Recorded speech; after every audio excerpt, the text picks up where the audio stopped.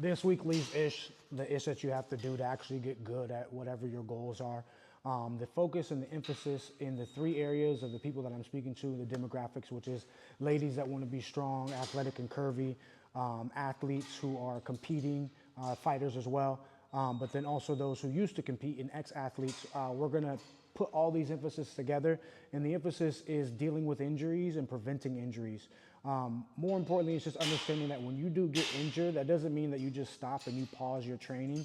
You do continue to work out and you do continue to train. You just modify things accordingly. So that is the emphasis of what we're doing today. So now if we start from a boxing standpoint, we're dealing with wrist injuries and shoulder injuries. So when we're doing that, we kind of want to take away the strain from the impact that we have when we actually do punch.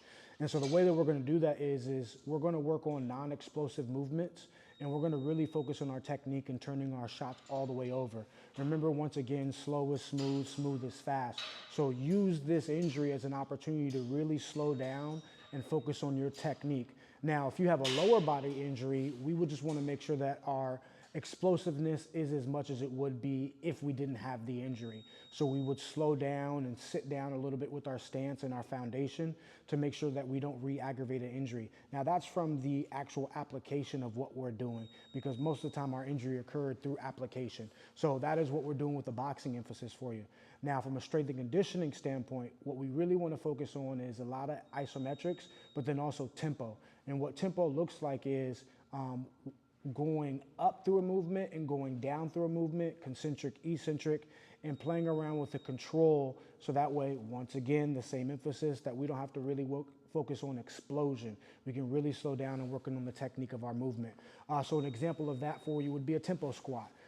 It would be slow on the way down, maybe a 3-2-1 count, pause at the bottom for one, and then back up for a 3-2-1 count, and then maybe a 1 count at the top. So there's a descent, there's a bottom, there's an ascension, and then there's a pause at the top. So you would just put that towards everything else that you do from a tempo standpoint. Now, isometrics are an opportunity for you to get into a position and really trying to push and push through a movable object. Most of the time, isometrics are done against the wall, and I'll show you examples of that throughout the week as we go into our isometrics. But that is mainly what we're focusing on from a strength standpoint today, this week for training. Now, same thing, if you have a lower body injury and you can't do anything at all, at that point now we focus on our upper body and working on those oscillations, because we do need the entirety of our kinetic chain and our body to be able to work together. So we are better at movement and we are more efficient at movement to prevent injuries going forward. Now, that is what we're doing from men, women, athletes who compete and don't compete, and those who want to go ahead and compete. That's what our emphasis from a boxing standpoint. That's what our emphasis is from a strength standpoint. Now, lastly, we always want to talk about nutrition and our diet.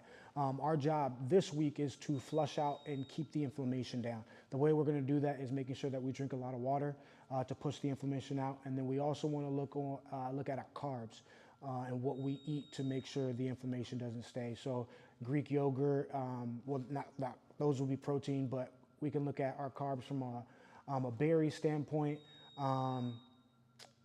Pretty much non-processed foods is always going to be your best bet. Whole foods is also going to be your best bet as well. But that is predominantly the weekliest that you're working on, the stuff that you actually have to work on to get better at what you want to do in our emphasis today.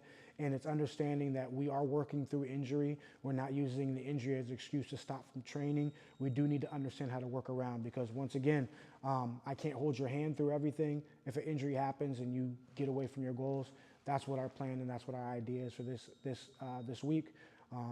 Any questions? That's what I make videos on. But once again, this emphasis for this week is training through injury and injury prevention. I'll see you on the next one.